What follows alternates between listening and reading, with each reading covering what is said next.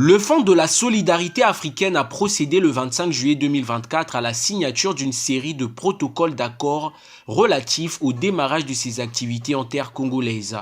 Entre relecture des clauses et échange de parapheurs, le présent acte est une première étape d'une collaboration qui se veut franche et fiable autour des problématiques financières, véritable gage d'une économie résiliente et croissante. Le 30 juin 2023, la République du Congo a ainsi posé un acte profondément enraciné dans les aspirations communément partagées par nos populations, à savoir créer les conditions optimales du bien-être de chacun et de tous par la mise en place d'une économie résiliente, source d'une croissance inclusive et durable.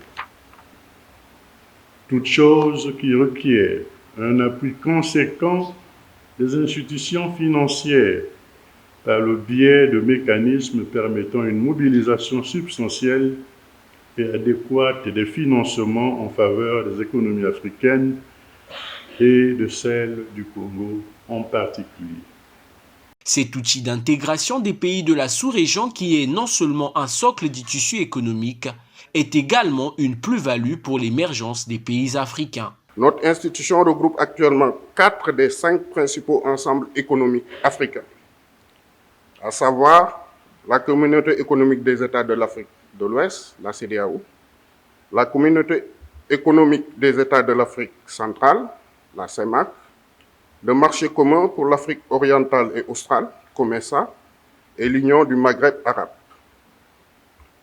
Le FSA est ainsi une institution panafricaine, forte et innovante, au service de la transformation structurelle des économies de ses États membres. Je me réjouis donc que le Congo ait rejoint la grande famille africaine du Fonds de solidarité africain. Conscient des avantages de ce partenariat, le président du Congrès des chefs d'entreprise du Congo, Paul Nestor Mwandibi, croit fermement que celui-ci apportera dorénavant aux membres du Congrès une garantie lors de leurs différentes opérations au niveau des banques. Bon, vous savez qu'un fonds doit apporter les garanties aux entreprises. Et dans ce fonds-là, nous avons des projets, parce que la plupart des entreprises ont des projets.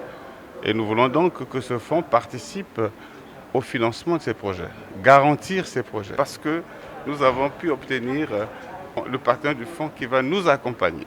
Avec ses 23 pays membres, le FSA est à ce jour une lueur d'espoir en termes d'investissement, de financement et de relance économique en faveur du développement. Et ce, pour concilier le bien-être et l'évolution des populations, ainsi que celui des institutions financières.